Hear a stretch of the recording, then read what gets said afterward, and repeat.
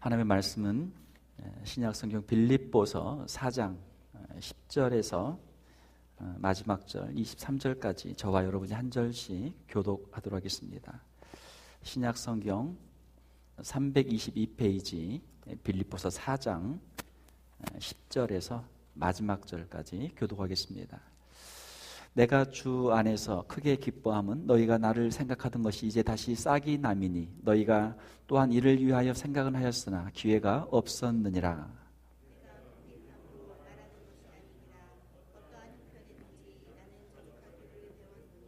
나는 비천에 처할 줄도 알고 풍부에 처할 줄도 알아. 모든 일 곧 배부름과 배고픔과 풍부와 궁핍에도 처할 줄 아는 일체의 비결을 배웠노라.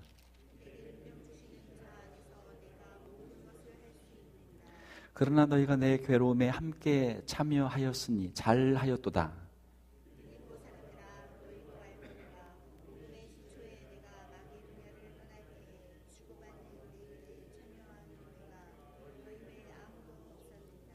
데살로니가에 있을 때에도 너희가 한 번뿐 아니라 두 번이나 나의 쓸 것을 보내었도다.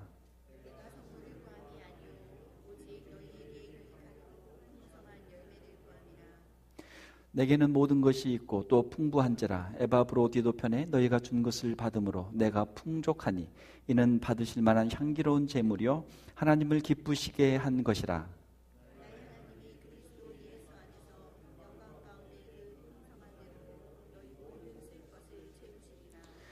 하나님 곧 우리 아버지께 세세 무궁하도록 영광을 돌릴지어다. 아멘.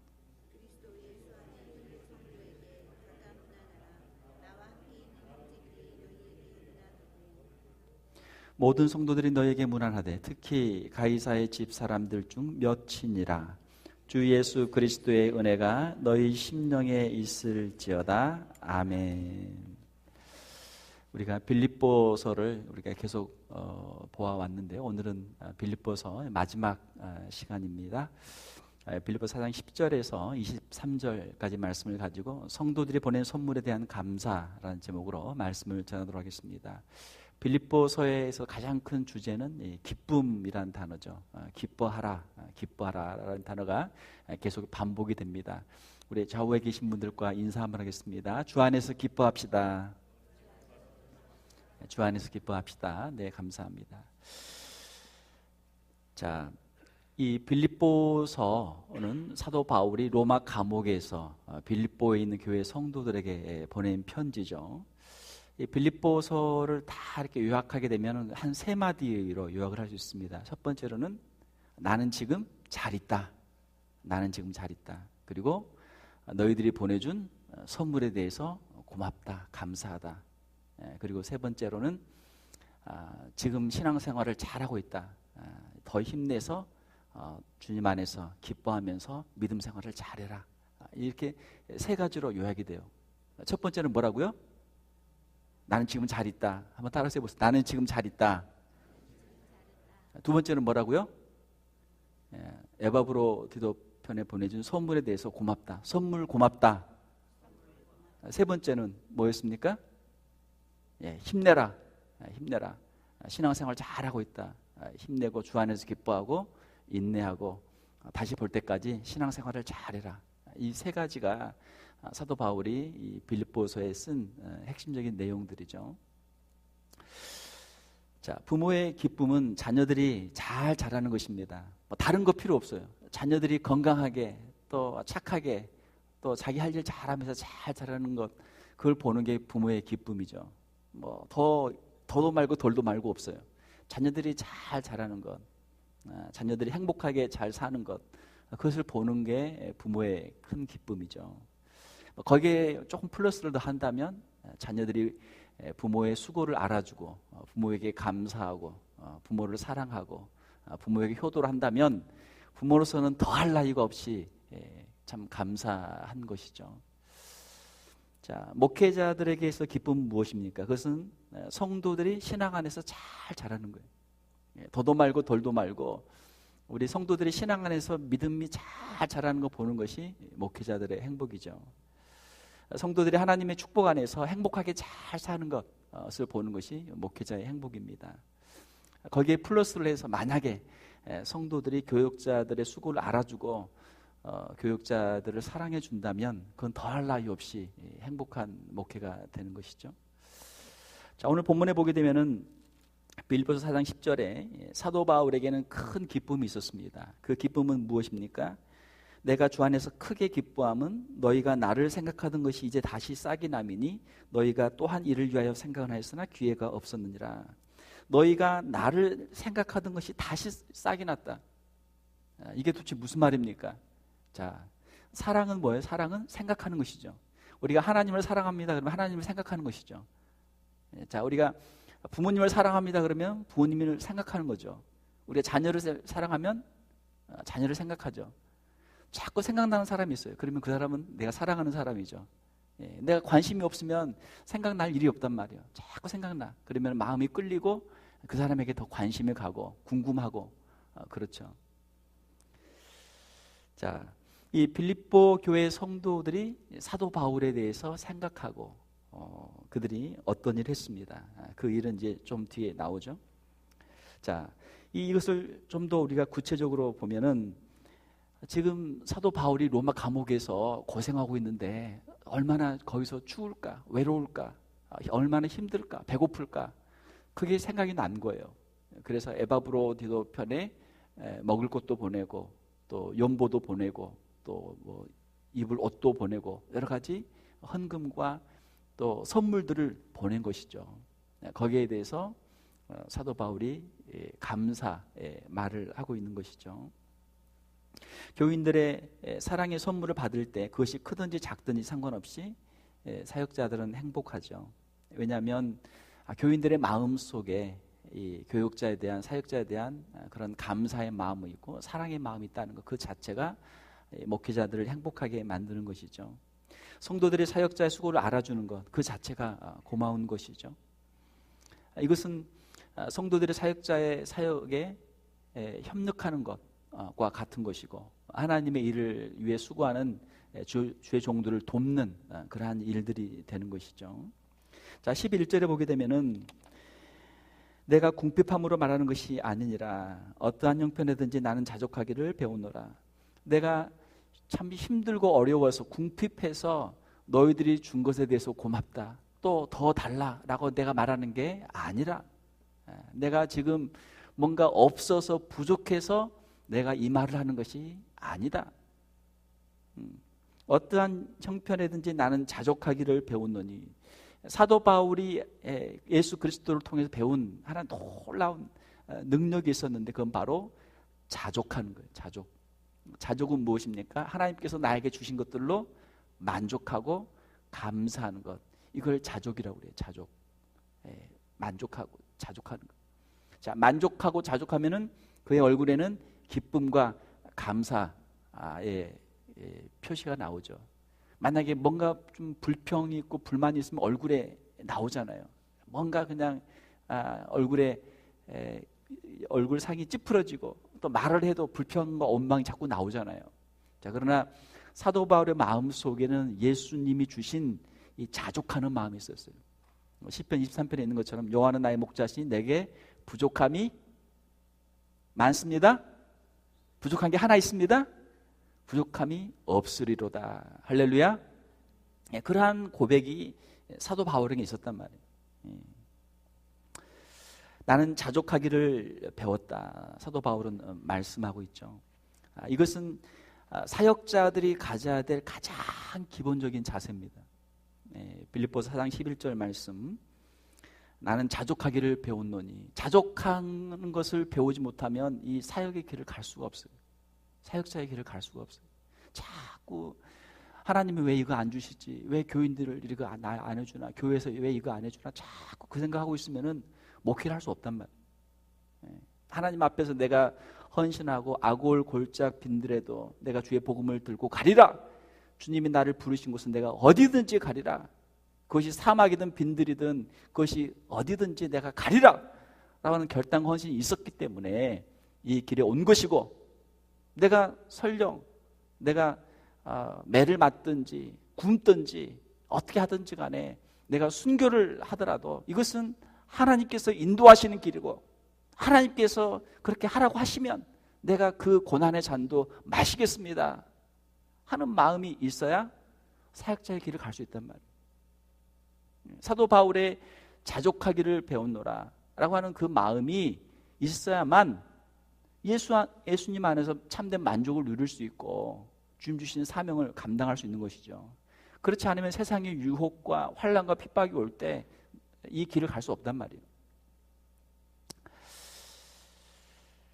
모든 일 곧 배부름과 배고픔과 풍부와 궁핍에도 처할 줄 아는 그러한 것을 배운 것이죠. 12절에 나는 비천에 처할 줄도 알고 풍부에 처할 줄도 알아. 모든 일 곧 배부름과 배고픔과 풍부와 궁핍에도 처할 줄 아는 일체의 비결을 배우노라.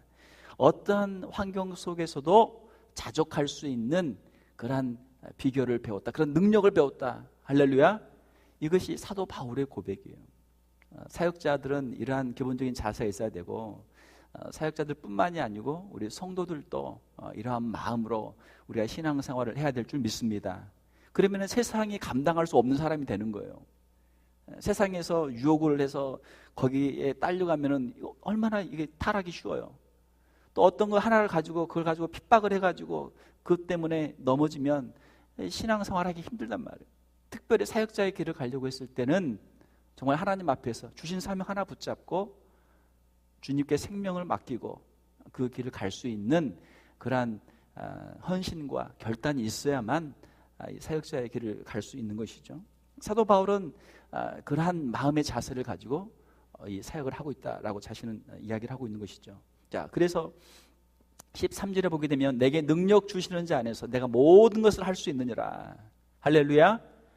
자, 이 말은 우리가 너무너무 사랑하고 많은 사람들이 인용하는 말씀이에요.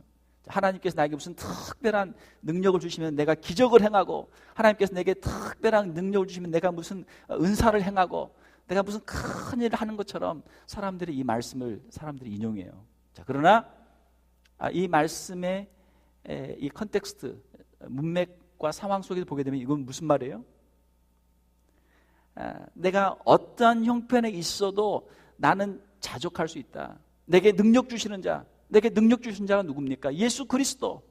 예수 그리스도 안에서 나는 어떠한 형편에서도 자족할 수 있다라고 하는 것이 이 말씀의 뜻이에요. 내가 모든 것을 할 수 있다. 어떠한 형편에서도 내가 주님을 신뢰할 수 있고, 어떠한 형편에서도 내가 복음을 전할 수 있다. 내가 자유인의 몸 밀대뿐만이 아니고 내가 빌립보 감옥에 있든지 로마 감옥에 있든지 어디서든지 나는 주님 주신 사명을 감당할 수 있다. 할 수 있다. 상황이 좋아서 형편이 좋아서 내가 하나님 일을 하는 것이 아니고 하나님이 주신 사명이 있기 때문에 내가 어떠한 형편에서도 나는 이 주신 사명을 감당할 수 있다. 할렐루야. 이것이 사도 바울의 고백이죠. 자, 우리 모든 성도들은 우리 모든 사역자들은 이 사도 바울의 이러한 마음을 가져야 될 줄 믿습니다. 이런 마음을 가져야 돼요. 하나님과의 관계에서 사역자들은 모든 문제를 해결을 해야 돼요. 사람들하고 문제를 풀려고 하면 문제가 해결이 안 돼요. 하나님이 나에게 사명을 주셨고 하나님이 주신 일이니까 하나님 앞에서 엎드려 기도하면서 하나님이 주신 능력을 받고 하나님이 인도하시는 그 방법으로 하나님의 그 사명을 감당할 때 하나님의 종이 되는 것이죠. 자꾸 사람들하고 이야기하고 사람들하고 머리를 맞대고 사람들하고 작전을 짜고 하다 보면 이게 하나님의 일이 아니고 사람의 일이 될 때가 많단 말이죠. 하나님과의 관계를 바로 해야 돼요. 사람들을 의식하거나 주위 환경에 얽매이지 않고 하나님만 바라보고 그 길을 갈 때 하나님의 종으로 그 사명을 감당할 수 있게 되는 것이죠. 가끔 보면은 사역자들 가운데 개인적으로 교인들에게 돈을 요구하거나 물질을 요구하는 사람들이 있어요. 그 사람들은 틀림없는 싹꾼들입니다. 사기꾼들입니다. 하나님 앞에 엎드려 기도하면서 하나님 앞에 기도하고 하나님 앞에서 해결을 봐야지 자꾸 사람들 만나가지고 개인적으로 돈 달라고 그러고 돈 빌려달라고 그러고 뭐 없다고 가서 하소연하고 뭐 달라고 그러고 틀림없는 사기꾼들이에요. 틀림없는 사기꾼들이에요. 어떠한 형편에서든지 사역자들은 하나님이 주시는 대로 먹고 그 안에서 만족하고 자족하고 교회에서 주는 대로 받고 늘 자족하고 감사하는 마음으로 살아야 될 줄 믿습니다. 그것이 진짜 사역자의 자세죠. 그렇지 않고는 이 사역자의 길을 갈 수 없단 말이에요. 이 사역자의 길을 가는 것이 세상의 어떤 부귀 영화를 누릴 수 있는 길은 아니잖아요. 주님 가신 십자가의 길을 따라가야 되고 당연히 고난과 핍박을 받아야 되고 복음을 전하고 주의 일을 하는 일이 얼마나 힘들고 어려워요. 각오를 해야죠. 각오를 단단히 해야죠. 단단히 하고 하나님만 의지하고 주님의 은혜만을 의지하고 나가는 길이 사역자의 길이죠. 사도 바울은 그러한 마음으로 이러한 사역들을 감당했던 것이죠. 이 사도 바울의 이런 본을 따라가는 우리 사역자들, 교육자들이 다 되시기를 주님의 이름으로 축원합니다. 그렇게 하면 하나님께서 사도 바울처럼 귀하게 사용을 해 주시죠. 자, 14절에 그러나 너희가 내 괴로움에 함께 참여하였으니 잘하였도다. 자, 사역자는 사역자로서의 마땅한 자세가 있어요. 그것은 자족하는 마음이고 하나님 앞에 자신의 생명까지 내어놓고 하나님 앞에서 모든 것들을 기도하면서 응답받고 해결해 나가는 것이 사역자의 자세라면, 또 우리 성도들에게는 성도들의 자세가 있죠. 성도들의 자세는 사역자의 그 고난과 괴로움에 함께 참여하고 동역하고 협력하는 것, 이것이 성도들의 마땅한 자세인 줄 믿습니다. 자, 그래서 너희가 내 괴로움에 함께 참여하였으니 잘하였도다. 내가 지금 로마 감옥에서 주의 복음을 전하기 위해서 로마 감옥에 갇혀 있는데 너희들이 내 형편에 대해서 염려하고 근심하고 걱정하고 나를 위해서 에바브로디도편에 쓸 것을 보내주고 헌금을 보내주고 나의 필요를 채워주니 너희가 참 잘하였다. 사도 바울이 빌립보 교회 성도들을 칭찬하는 것이죠. 15절에 보게 되면 빌립보 사람들아, 빌립보 성도들아, 너희도 알거냐 복음의 시초에, 내가 복음을 처음에 전할 때, 내가 마게도냐를 떠날 때 주고받는 내 일에 참여한 교회가 너희 외에 아무도 없었느니라. 이 빌립보는 마게도냐에 있는 교회거든요. 사도 바울이 처음에 유럽으로 건너가서 마게도냐에서 복음을 전했는데 여러 군데서 전했어요. 그런데 마게도냐에서 핍박이 일어나니까 이제 거기를 떠나가야 되는데, 마게도냐에 있는 여러 교회 가운데 빌립보 교회 성도들만 사도 바울의 쓸 것을 보태주고 사역을 위해서 도움을 주었던 것이죠. 그러므로 사도 바울의 마음속에는 빌립보 교회 성도를 향한 참 애틋한 마음이 있어요. 자, 부모가 자녀들을 키울 때 다 사랑스럽고 너무나 다 귀한 자녀죠. 우리 흔히 하는 말로 10손가락 깨물어서 안 아픈 손가락 없다고 다 귀하죠. 그러나 자녀들 가운데 보면 특별히도 부모에게 순종하고 부모에게 마음을 쓰고 부모에게 효도하고 하는 자녀들이 있단 말이에요. 그러면 아무래도 부모 마음이 더 가잖아요. 자녀들이 많은데 어떤 자녀는 그냥 맨날 그냥 반항이나 하고 집이나 뛰쳐나가고 부모 욕이나 하고 돌아다니고 말이죠. 그런 자녀가 있나 하면 어떤 자녀는 부모에게 와서 참 순종하고 사랑하고 자기도 힘들고 어려운데 어떻게든 부모를 더 섬기려고 애쓰는 자녀가 있으면 부모의 마음이 아무래도 가잖아요. 자, 빌립보 교회는 사도 바울이 개척한 많은 교회 가운데 사도 바울에게 가장 사랑을 많이 주고 또 사도 바울의 마음 속에도 늘 있는 교회가 이 빌립보 교회였어요. 자, 마게도냐를 떠날 때 주고받는 일, 후원하는 일, 사도 바울을 후원하는 일에 참여한 교회가 너희 외에는 아무도 없었느니라. 사도 바울이 어디 가든지 똑같이 복음을 전하고 똑같이 고생하며 사역을 했는데 빌립보 교회 성도들만 사도 바울에 대해서 그런 애틋한 마음을 가지고 후원을 했다라고 하는 것이죠. 16절에 보게 되면 데살로니가에 있을 때에도 너희가 한 번뿐 아니라 두 번이나 나의 쓸 것을 보내었도다. 자, 위 지역이 이제 마게도냐고 거기서 이제 사도 바울이 피해서 데살로니가에 가 있는데 떠날 때도 후원을 해주었고 또 데살로니가에 지금 멀리 떨어져 있는데 데살로니가에서 복음을 전하고 있는데 빌립보에 있는 교회 성도들이 한 번도 아니고 두 번씩이나 또 사도 바울을 위해서 후원하는 그런 물질과 헌금을 보내주었다. 참 얼마나 감사해요.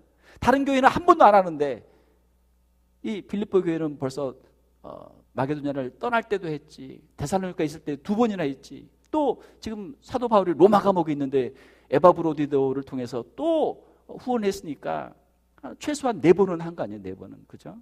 한두 번도 아니고 이렇게 계속해서 사도 바울을 생각하고 사도 바울을 위해서 계속 후원하니까 사도 바울의 마음이 얼마나 고마워요. 감사해요. 그렇죠? 자, 17절에 보게 되면 내가 선물을 구함이 아니요 내가 성도들에게 내가 뭐 해가지고 내가 뭔가 부족하다 뭐 좀 갖다 주라 좀 나 지금 힘들고 어려우니까 너희들이 도움이 절실하다 뭐 좀 보내라 내가 너희들로부터 무슨 선물을 어떤 무언가를 내가 받기를 원해서 이것을 쓰는 것이 아니다. 17절에 보게 되면은 오직 너희에게 유익하도록 풍성한 열매를 구함이라. 사도 바울은 사역자로서 하나님 앞에서 자족하는 마음을 갖고 그 사역의 길을 가지만 성도들은 또 성도들의 입장에서는 하나님 앞에서 사역자들을 위해서 기도하고 그들을 위해서 서포트하고 후원하고 하는 그러한 책임이 있는 것이죠. 데살로니가 전서 5장 12절 13절에 보게 되면 형제들아 우리가 너에게 구하노니 너희 가운데서 수고하고 주 안에서 너희를 다스리며 권하는 자들을 너희가 알고 이 알고라는 단어를 영어로는 respect라고 되어 있어요. 존경하고 그들의 역사로 말미암아 사랑 안에서 가장 그들을 귀히 여기며 사역자들을 귀하게 여겨라. 사역자들을 존경해라. 하나님을 위해서 하나님의 복음을 위해서 헌신하며 수고하는 이 사역자들이 얼마나 귀한가. 그들을 위해서 너희들이 기도하고 또 후원하고 존경하고 사랑하는 마음으로 그들을 잘 섬겨라 라고 그렇게 말씀을 하고 있는 것이죠. 자, 이렇게 하는 것이 너희에게 유익하다. 너희에게 유익하다. 제가 이렇게 보니까요, 그 교인들 가운데 교육자들에 대해서 감사하고 교육자들에 대해서 자랑하고 칭찬하고 또 교육자들을 잘 대접하는 분들의 자녀들은 신앙생활을 다 잘해요. 부모가 하는 것을 보면 우리 목사님이 훌륭한 분이구나. 우리 목사님이 하나님의 일을 하는구나. 그러면 자녀들의 마음 속에도 교회에 대한 사랑하는 마음과 목사님에 대해 존경하는 마음과 하나님의 일에 대해서 함께 협력하고자 하는 마음이 생긴단 말이에요. 그런데 집에서 목사나 또 교회 사역자에 대해서 자꾸 험담하고 욕하고 비난하고 저주하고 그런 걸 자꾸 아이들이 들으면요, 교회 목사는 다 사기꾼이구나. 교회는 다 돈놈들만 있는 거구나. 그러면 애들 마음에 교회 갈 마음이 생기겠어요? 안 생겨요. 사역자들의 존경할 마음이 생기겠어요? 안 생겨요. 또 자기들이 신학교 갈 마음이 생기겠어요? 안 생긴단 말이에요. 자, 우리 성도들이 교회에서 하나님의 종들, 사역자들을, 교육자들을 잘 서포트하고 그들을 후원하고 그들을 대접하는 것이 누구에게 유익이라고요? 너희에게 유익이라. 너희에게 유익이라. 너희에게 유익하게 하도록 풍성한 열매를 구함이라. 사도 바울의 입장에서는 너희들이 안 줘도 나는 괜찮아.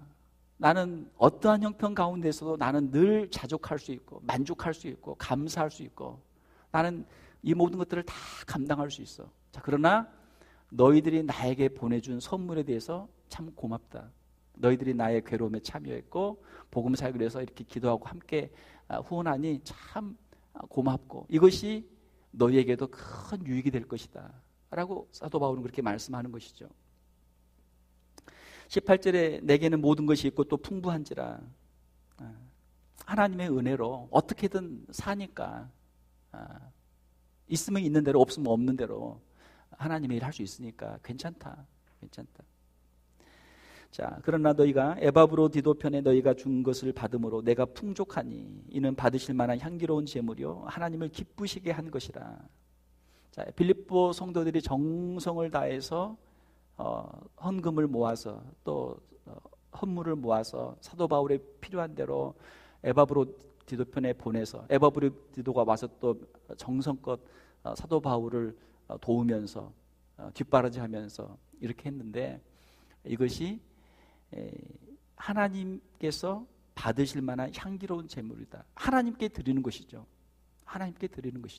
사도 바울은 자신의 생명을 주님을 위해서 제단에 올려드린 것이고 성도들은 사도 바울의 복음 사역에 협력하기 위해서 수고해서 이것을 모아서 드림으로 말미암아 함께 하나님께 드리는, 하나님이 받으실 만한 향기로운 제물이 된 것이죠. 그리고 하나님을 기쁘시게 한 것이라. 자, 성도들의 이러한 정성을 하나님께서 기뻐 받으신 줄로 믿습니다. 자, 하나님이 기뻐하세요.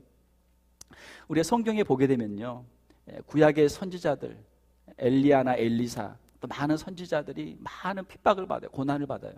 그러면 그때마다 선지자들을 돕는 사람들이 있어요. 또 신약에도 보게 되면은 예수님과 제자들이 많은 복음 사역을 위해서 수고를 많이 하죠. 그때 예수님과 사도들을 돕는 사람들이 있었어요. 예수님이 말씀하시죠. 선지자를 돕는 자는 선지자의 상을 받을 것이고, 제자들을 돕는 자들은 제자의 상을 받을 것이다. 할렐루야. 왜요? 선지자들이 하나님의 일을 할 수 있도록 돕는 것이고, 제자들이 주의 복음을 증거하도록 돕는 것이니까 함께 상을 받는단 말이에요. 함께 상을 받아요. 바울과 그의 동역자들을 돕던 많은 사람들이 있었습니다. 빌립보 교회 성도들 뿐만이 아니고요, 로마서의 16장 등에 보게 되면 뒤에 수많은 사람들의 이름이 나와요. 마치 우리가 영화 한 편을 보고 나면, 영화 한 120분짜리 영화 한 편을 보고 나면 그 영화 뒤에 크레딧이 쫙 올라가잖아요.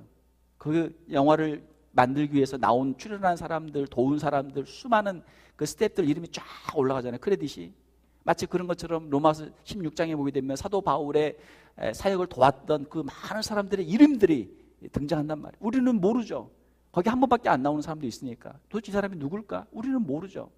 그러나 그들의 모든 수고가 거기에 기록이 되어 있는 것이고, 하늘나라의 상급으로 거기에 기록이 되어 있는 줄로 믿습니다. 함께 수고하고 함께 상을 받는 것이죠. 19절에 보게 되면 나의 하나님이 그리스도 예수 안에서 영광 가운데 그 풍성한 대로 너희 모든 쓸 것을 채우시리라. 자, 주의 사역자들을 위해서 함께 후원하고 협력했을 때 하나님께서 그들의 모든 쓸 것을 채워주신다. 채워주신다. 하나님을 위해서 함께 수고하고 함께 일할 때 하나님께서 그 손으로 수고하는 모든 일을 형통케 하시고 그 창고가 차고 넘치는 은혜를, 축복을 주실 줄로 믿습니다. 이것이 하나님의 약속이에요. 하나님의 약속. 우리의 시간, 우리의 건강, 우리의 물질, 우리의 은사 사용하지 않고 쌓아놓으면요, 아무리 우리가 보관을 잘해도요, 그거는 다 사라지게 돼 있어요. 언젠간 다 사라지게 돼 있어요. 그걸 우리가 영원토록 가지고 있을 수가 없단 말이에요. 자, 이것을 우리가 주님을 위해서, 복음을 위해서 사용할 때, 우리의 시간을 드릴 때, 우리의 물질을 드릴 때, 우리의 은사를 드릴 때, 우리의 정성을 드릴 때 이것이 천국의 곳간에 쌓이게 되고 주님을 위해서 쓰임받고 하나님의 나라를 위해서, 주의 복음을 위해서 귀하게 사용될 때 이것이 진정한 쓰임이 되고 진정한 가치 있는 투자가 되는 줄 믿습니다. 그래서 우리가 우리의 모든 것들을 주님을 위해서, 복음을 위해서 사용해야 되는 것이죠. 20절에 하나님 곧 우리 아버지께 세세무궁하도록 영광을 돌릴지어다. 아멘. 사도 바울의 이런 모든 사역들을 통해서 하나님께 영광을 돌리는 것이죠. 21절에 그리스도 예수 안에 있는 성도에게 각각 문안하라. 나와 함께 있는 형제들이 너희에게 문안하고, 로마에 있는 성도들이 빌립보에 문안하고, 빌립보에 있는 성도들이 또 로마에 문안하고, 서로 인사하는 것이죠. 서로 인사. 서로 편지를 주고받고 서로 문안하고 인사하는 것이죠. 하나님께서는 우리에게 이러한 능력을 주셨어요. 서로 커뮤니케이션 할 수 있는 능력을 주셨어요. 커뮤니케이션을 잘하는 사람이 행복해요. 그리고 더 많은 일들을 할 수 있어요. 의사소통을 잘해야 돼요. 자기 세계에만 갇혀 있으면 다른 사람과 같이 함께 살기 참 어려워요. 소셜이 참 어려워요. 자, 그러나 우리가 함께 의사소통할 수 있고 함께 인사할 수 있고 편지를 쓸 수 있고 함께 주님의 일을 위해서 함께 협력할 수 있을 때 하나님께서 그 인생에 복을 주시는 줄 믿습니다. 22절에 모든 성도들이 너에게 문안하되 특히 가이사의 집 사람들 중 몇이니라. 23절에 주 예수 그리스도의 은혜가 너희 심령에 있을지어다. 사도 바울이 가장 많이 쓰는 단어 중 하나는 바로 이 은혜라는 단어죠. 카리스, 은혜. 주님의 은혜가 우리에게 풍성한 줄 믿습니다. 주님의 은혜가 우리에게 풍성하기 때문에 우리가 감사하죠. 주님의 은혜가 우리의 심령에 차고 넘쳐서 우리가 그것으로 우리가 만족하고 우리가 감사할 수 있는 줄 믿습니다. 우리의 인간의 마음에는요, 욕심들이 있죠. 욕망들이 있죠. 사람의 키는 작아도요, 이 심장은 작아도, 뇌는 작아도 사람이 가지고 있는 이 욕망은 무한대예요. 엄청나요. 아무리 많이 줘도 잠시 만족이 있다가 또 금방 또 새로운 걸 찾는단 말이에요. 더 큰 거, 더 좋은 거, 더 새로운 거. 끝이 없어요. 언제 우리의 심령에 만족이 옵니까? 언제 만족이 옵니까? 예수 그리스도를 만날 때 우리의 심령에 참된 만족이 임하게 되는 줄 믿습니다. 어거스틴이 말한 것처럼 하나님, 당신 안에 거하지 않고는 내게 참된 만족이 없습니다. 하나님을 만날 때, 예수 그리스도를 만날 때만 우리의 심령에 참된 만족이 생긴단 말이에요. 가만히 보면 오늘 하루를 우리가 살면서 오늘 하루를 잘 살았죠. 아침 일찍 일어나서 새벽에 나오신 분들도 있는데 새벽부터 오늘까지 하루 잘 살았잖아요. 오늘 하루 잘 살았어요. 우리가 염려하고 근심하고 걱정했지만 오늘 하루 잘 살았어요. 오늘 하루가 우리 인생의 마지막이 된다고 해도 아무런 후회가 없이 하나님 감사합니다. 오늘 하루 잘 살았습니다. 하나님 감사합니다. 그렇게 갈 수 있단 말이에요. 내일도 마찬가지고 그 다음 날도 마찬가지고 하루하루 우리가 사는데 얼마나 우리가 염려, 근심하고 걱정하지만 그렇게 많은 게 들어가는 게 아니잖아요. 정말 필요한 것들만 있으면 충분히 살 수 있잖아요. 하루를 지나고 나서 보면 내가 그렇게 염려할 필요가 없었는데, 걱정할 필요가 없었는데, 내게 있는 것들로, 작은 것들로 내가 충분히 잘 살았는데 그 안에서 왜 내가 만족하지 못했을까? 왜 내가 행복하지 못했을까? 후회가 된단 말이에요. 우리 인생도 마찬가지예요. 우리 인생도 아무리 우리가 염려, 근심, 걱정해도 그 문제를 우리가 해결할 수 없잖아요. 그리고 그러한 문제들이 우리에게 일어나지도 않는 것이죠. 하루를 사는 은혜, 오늘 하루를 산 은혜가 우리에게 족한 줄 믿습니다. 각 하루를 사는 은혜가 있어요. 하루를 사는 은혜가 있어요. 내일은 내일의 은혜가 있어요. 그거면 충분해요. 그것들이 쌓여서 우리의 일생이 되는 것이죠. 우리의 일생, 정말 짧은 일생 순식간에 지나가는데요, 하나님의 은혜가 우리에게 충분한 줄 믿습니다. 예수 그리스도를 믿는 믿음이 있고요, 죄사함의 은총이 있고요, 영원한 총의 소망이 있기 때문에 우리가 오늘 밤에 세상을 떠나도 주님 품에 안길 소망이 있기 때문에 우리가 만족할 수 있고 감사할 수 있는 것이죠. 말씀을 맺습니다. 사랑하는 성도 여러분, 우리 주 예수 그리스도의 은혜가 여러분들의 심령에 충만하시기를 주님의 이름으로 축원합니다. 예수 그리스도 한 분만으로 만족하며 감사할 수 있는 성도들이 되시기를 주님의 이름으로 축원합니다. 이것이 사도 바울이 가지고 있었던 그 비결이에요. 예수 그리스도 안에서 자족할 수 있었던 비결이에요. 이 비결을 우리가 배워야 돼요.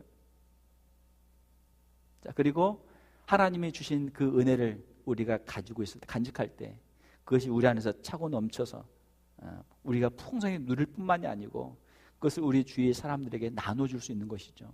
나눠줄 수 있는 것이죠. 행복한 사람과 불행한 사람의 특징이 있습니다. 불행한 사람의 특징은 자꾸 받으려고 그래요.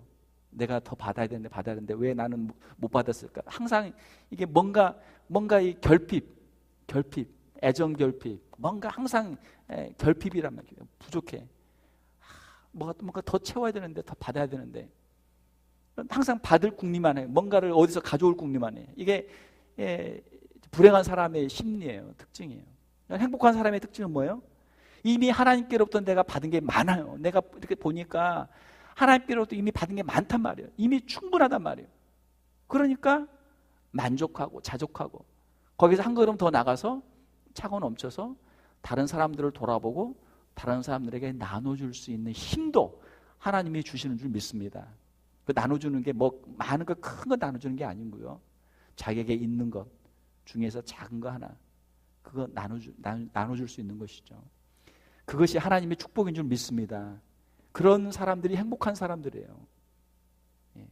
그런 사람들이 행복한 사람들. 주 예수의 그리스도로 은혜가 우리의 심령에 충만해서 나는 부족한 것이 없습니다.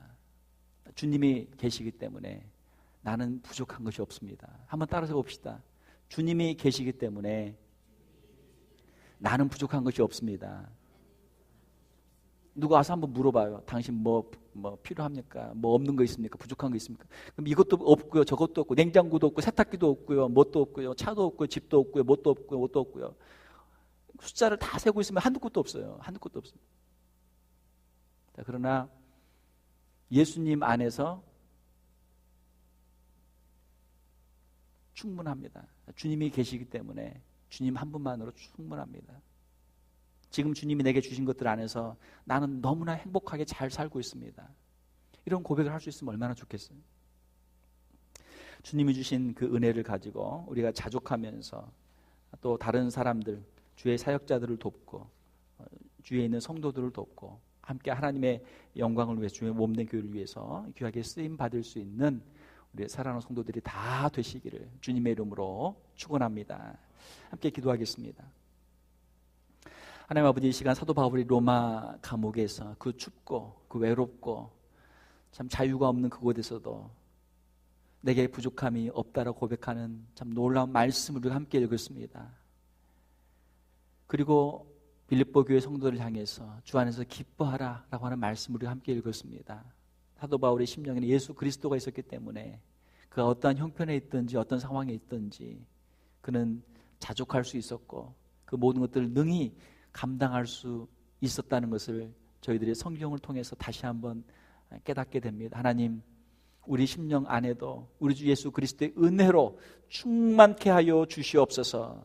우리의 가라앉은 심령을, 우리의 목마른 심령을 채워주시고 우리의 굶주린 배고픈 영혼들을 주님의 말씀으로, 주님의 사랑으로 채워주시고 우리의 어둡고 암담한 미래를 영원한 천국의 기쁨과 소망으로 충만케 하여 주시옵소서.